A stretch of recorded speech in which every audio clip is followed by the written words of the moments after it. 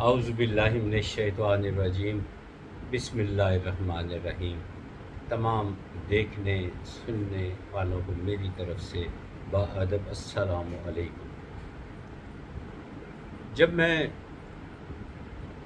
قرآن پاک، اسلامی کتب، سیرت النبی صلی اللہ علیہ وآلہ وسلم یا تاریخ اسلام پہ لکھی ہوئی کتب کا مطالعہ کرتا ہوں تو یہ یقین ہو گیا ہے مجھے کہ دین اسلام اتنی آسانی سے نہیں پھیلا۔ نبی پاک صلی اللہ علیہ وآلہ وسلم کے جو اصحاب تھے انہوں نے بہت دکھ دیکھے، جسمانی بھی دیکھے، ذہنی بھی دیکھے، اولاد کے بھی دیکھے۔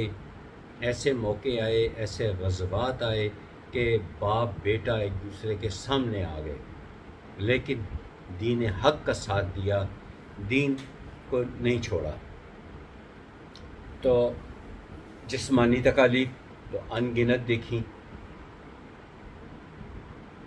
بعض بچے، دو بچے ایسے بھی تھے، آپ بخوبی جانتے ہیں کہ غزوہ بدر میں ان کے بازو جنگ لڑنے میں رکاوٹ بن رہے تھے، تو آپ نے پاؤں رکھ کر اپنے بازو کاٹ دیا تھا کہ جنگ جو ہے وہ لڑی جائے اور زیادہ سے زیادہ دشمنوں کو، کافروں کو جہنم واصل کیا جائے۔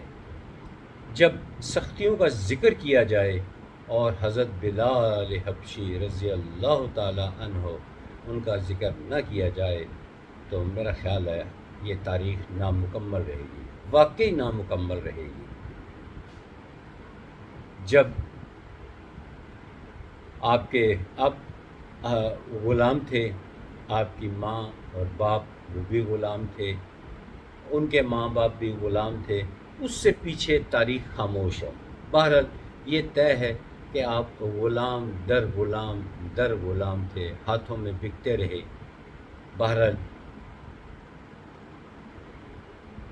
جب مکہ میں پہنچے تو آپ کا مالک آپ پر بہت ظلم کرتا، بہت کام لیتا، اور آپ دل جمعی کے ساتھ کام کرتے، کام میں غفلت نہ برتے، کبھی نہ کام میں غفلت نہیں کی۔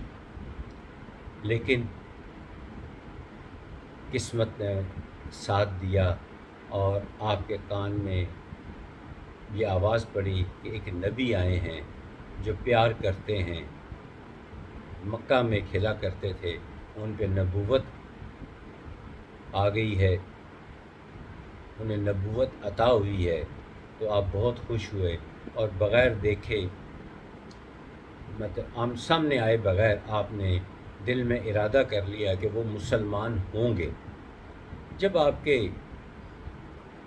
مالک کو پتہ چلا کہ میرا غلام وہ مسلمان ہو گیا ہے تو وہ غصے سے غضبناک ہو گیا اور اس نے ظلم کی انتہا کر دی۔ اس کو مکہ کی گلیوں میں تپتی ہوئی ریت کے اوپر سنگلوں کے ساتھ باندھ کر کھینچتا، بعض اوقات آپ کے اوپر پتھر رکھ کر کھینچتا، آپ کے جسم مبارک سے بعض اوقات گوشت اور چربی تک رستی۔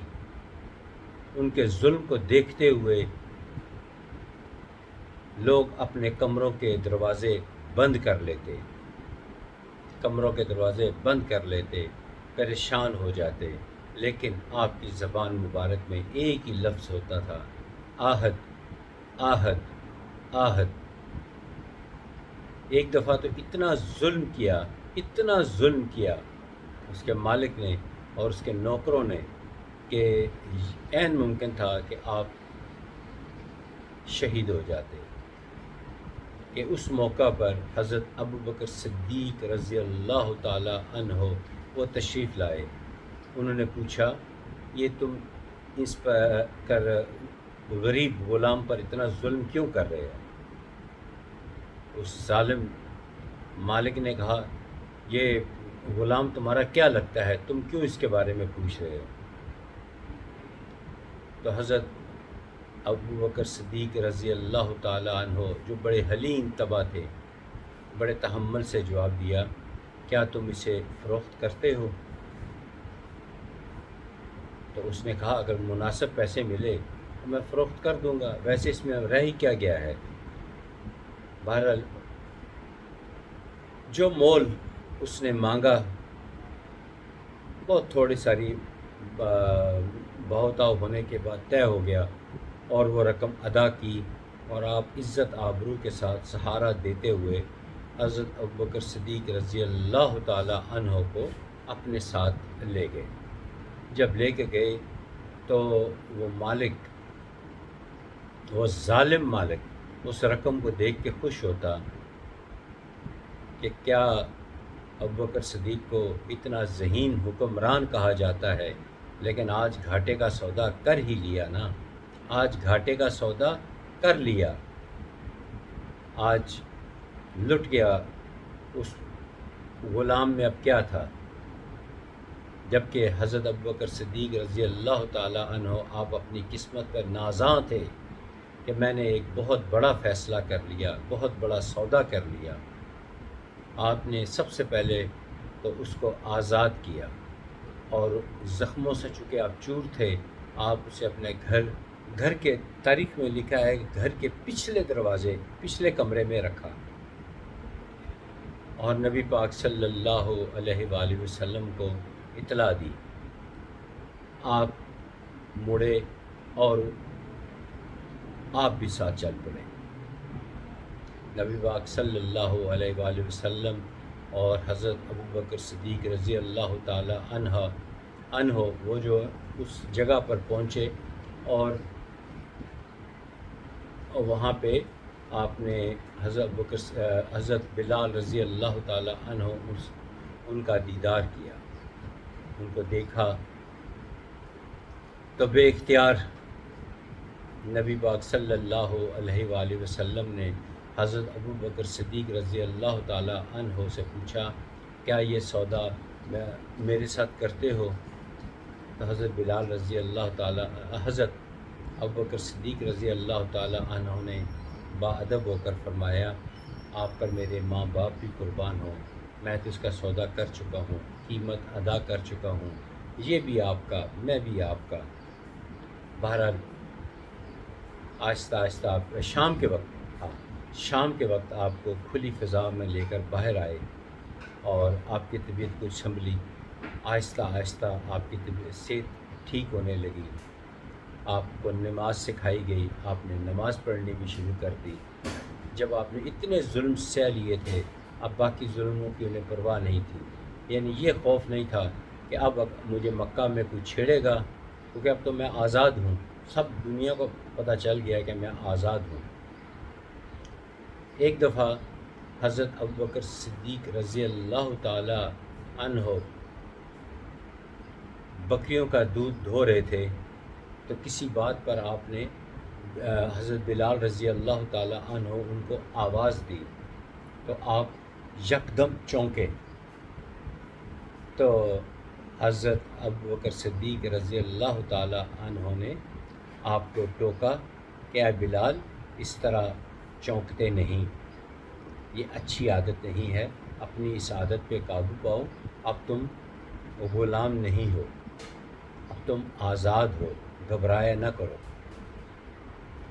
آپ نے پھر دین کی جو خدمات کی، میں نے کئی دفعہ کہا میرا دل کرتا ہے کہ میں کئی دن حضرت بلال رضی اللہ تعالی عنہ پہ ویڈیوز بناتا رہوں۔ پھر وہ وقت بھی آیا جب غزوہ بدر کا وقت آیا، تو جنگ میں مواقع آتے ہیں کہ دشمن نرغے میں آ جاتے ہیں، اور وہی بات ہوئی، آپ کا مالک، سب کا مالک، موجودہ نہیں، سب کا مالک کسی کے نرغے میں آ گیا، تو حضرت بلال رضی اللہ تعالی عنہ کی نظر پڑی اور فرمایا رک جاؤ، یہ میرا شکار ہے، اس پر میری نظر ہے، اس کو میں شہید کروں گا۔ اس وقت اس ظالم حاکم نے، ظالم سابقہ جو مالک تھا، اس نے کہا میں ہر قیمت دینے کو تیار ہوں، مجھے معاف کر دو۔ آپ نے کہا نہیں، تجھے معاف کرنا میری ذاتیات نہیں بلکہ یہ میرے اللہ کا حکم ہے، تو پھر وہی ظالم حکمران اسی غلام کے ہاتھوں شہید ہوا، اور پھر وہی غلام جس کو سعادت حاصل ہے کہ جس نے فتح مکہ کے موقع پر خانہ کعبہ پر چڑھ کر اذان دی تھی۔ تو حضرت بلال رضی اللہ تعالیٰ عنہ پر میں متعدد ویڈیوز بناؤں گا اور آپ کی خدمت میں پیش کروں گا انشاءاللہ تعالیٰ۔ تب تک اجازت دیجیے، خدا حافظ، السلام علیکم۔